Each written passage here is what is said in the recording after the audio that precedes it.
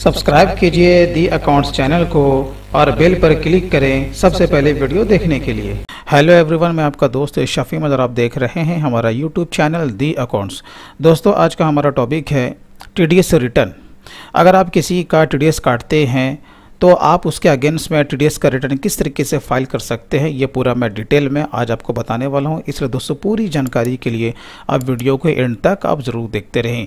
और दोस्तों, अगर आपको कोई इंपॉर्टेंट नोट्स या फाइल वगैरह चाहिए तो वीडियो के डिस्क्रिप्शन में मौजूद है, आप वहां से सिंपल वे में उसे डाउनलोड कर सकते हैं। तो चलिए दोस्तों, बिना वक्त को ज़ाय किए आज के वीडियो हम लोग शुरू करते हैं।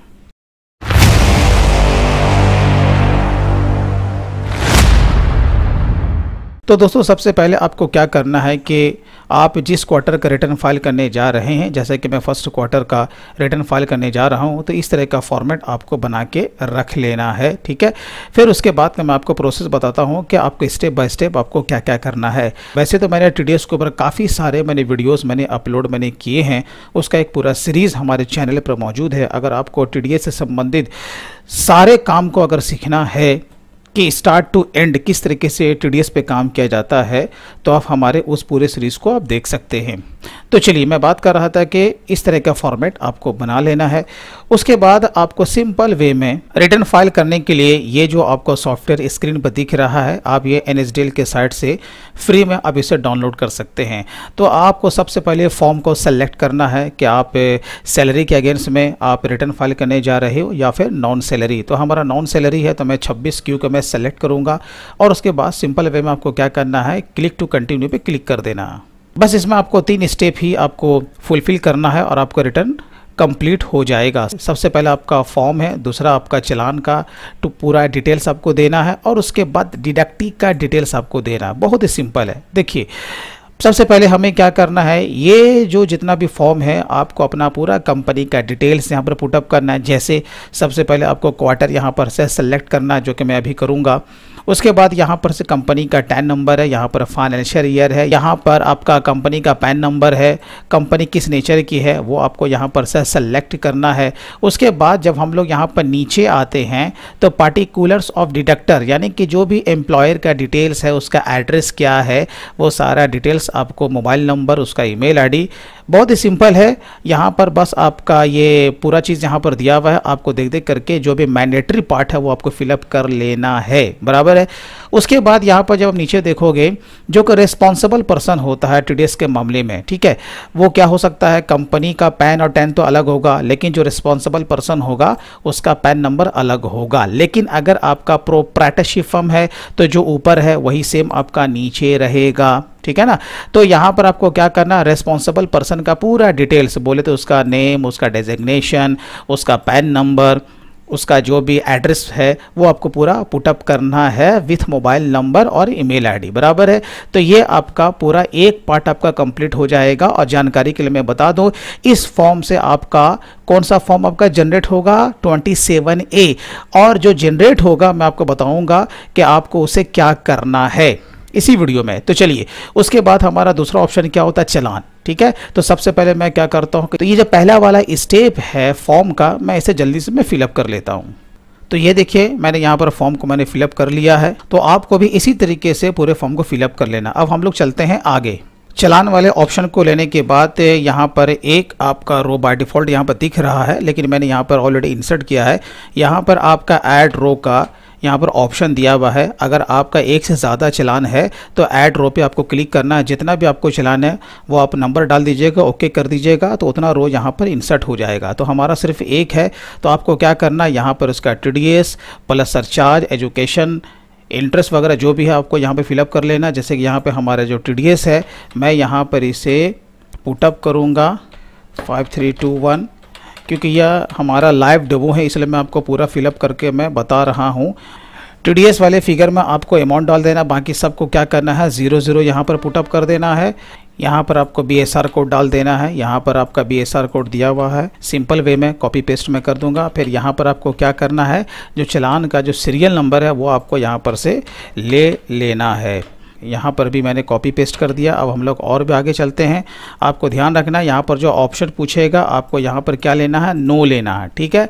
उसके बाद हम लोग चलते हैं और आगे देखिए जहाँ पर भी हमारा ब्लैंक रहेगा वहाँ पर आपको 00 डाल देना है। उसके बाद यहाँ पर जब आएंगे यहाँ पर आपको 200 हेड लेना है, ठीक है।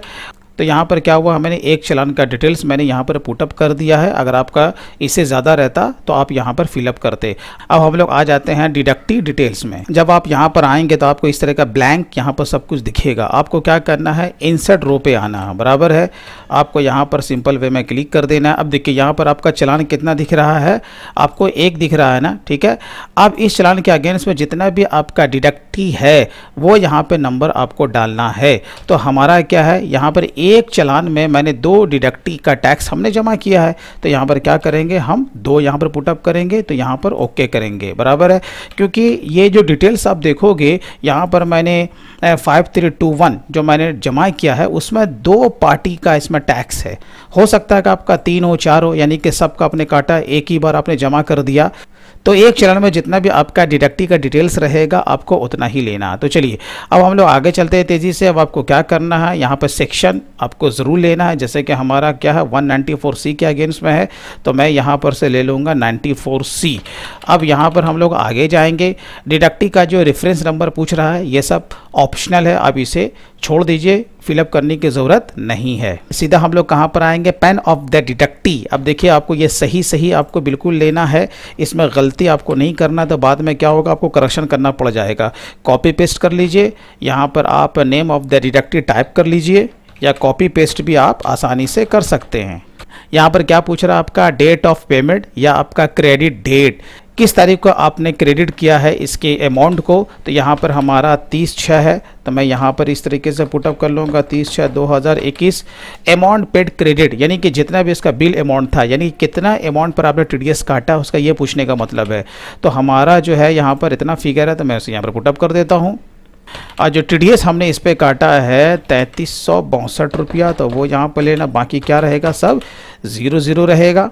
अब पूछ रहा है डेट ऑफ डिडक्शन, आपने 30/6 को तो क्रेडिट किया, तो काटा कितनी तारीख को, तो मैंने सेम तारीख को ही मैंने काट लिया है, तो हमारा वही यहाँ पर हो जाएगा। आपका अलग है तो आप इसे अलग लीजिएगा। रिमार्क्स में मैं आपको क्या लेना है, यहाँ पे हमेशा आपको यहाँ पर से Y ले लेना है। अब जो देखो डिडक्टी का कोड पूछ रहा है कि सामने वाला कौन है, कंपनी है या फिर नॉन कंपनी है। तो सीधी सी बात है भाई, ये कंपनी है तो यहाँ पर 1 लेंगे। रेट क्या है, तो 1.5% के हिसाब से मैंने इसका काटा है, ठीक है। बाकी आपको सर्टिफिकेट का नंबर भी ये ऑप्शनल है, आपको ये देना ज़रूरी नहीं है। बस हमारा काम ख़त्म हो गया। इसी तरीके से हम लोग क्या करेंगे, ये दूसरा डिडक्टी है हम लोग उसका डिटेल्स दे देंगे, तो वो भी हमारा 94CE है। तेज़ी से मैं इसे फिलअप कर लेता हूँ। यहाँ पर उसका पैन नंबर लेंगे, हमारा दूसरा है DHL, तो यहाँ पर इसका पैन नंबर लिया, यहाँ पर टाइप कर दिया DHL।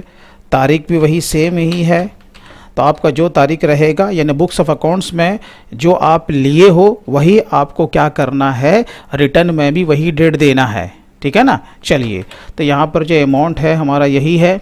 TDS जो हमने काटा है 1959। चलिए यहाँ पर भी हम लोग डेट को करेंगे कॉपी पेस्ट, यहाँ पर भी ले लेंगे Y।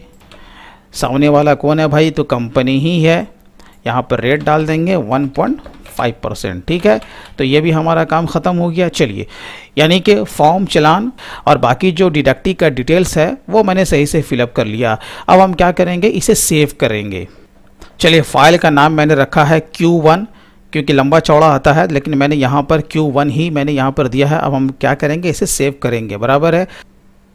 तो चलिए हम लोग क्या करेंगे, क्रिएट फाइल पे क्लिक करेंगे।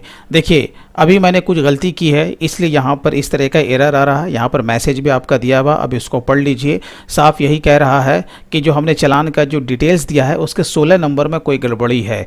हम लोग इससे ओके करेंगे। ओके करने के बाद चालान में हम लोग हैं ही, और जाएंगे हम लोग कॉलम नंबर 16 में। ये देखिए 16 नंबर हमारा यहाँ पर ब्लैंक छूट गया है। बोले तो जिस तारीख को हमने टैक्स को जमा किया है, जो चालान में डेट दिया हुआ है वो हमारा यहाँ पर छूट गया है, ठीक है ना। आपको यहाँ पर फिलअप कर लेना है।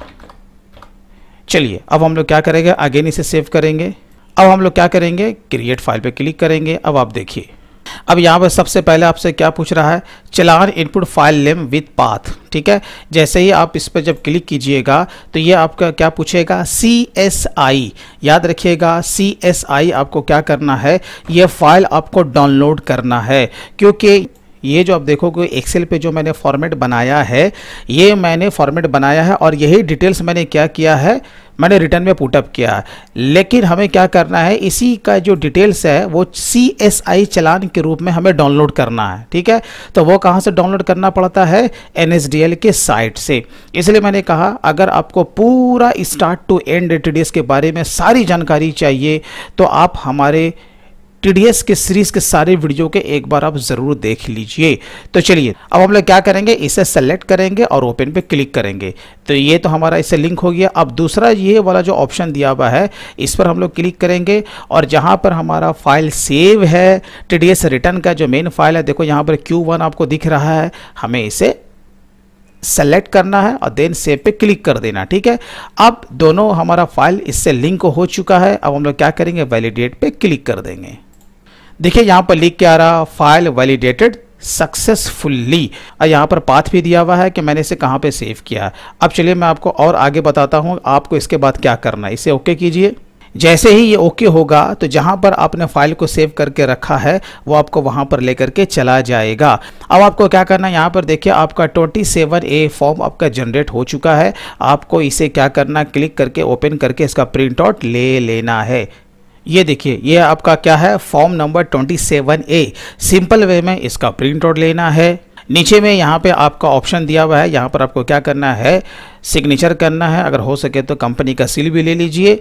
प्लस ये जो पूरा जो फाइल आपका है ये पूरा फोल्डर को ही कॉपी कर लीजिए और सिंपल वे में आपके करीब में जहाँ पर भी NSDL या कार्वी का जो ऑफिस है आप इसे वहाँ पर लेके जाइए और सिंपल वे में आपको उस ऑफिस में जाके इसे अपलोड करवा लेना है। तो इस तरीके से आपका क्या होगा, TDS का रिटर्न फाइल हो जाएगा। तो दोस्तों मैं उम्मीद करता हूं कि आपने इस वीडियो के माध्यम से TDS का रिटर्न फाइल करना सीख लिया होगा। अगर इसके बावजूद भी कोई दिक्कतें या प्रॉब्लम अगर आप फेस करते हैं तो कमेंट में आप ज़रूर लिखिए। दोस्तों वीडियो अच्छा लगा हो तो कम से कम इसे लाइक करना ना भूलें। तो दोस्तों हम लोग फिर मिलते हैं किसी दिन नए टॉपिक के साथ, तब तक के लिए take care and bye bye.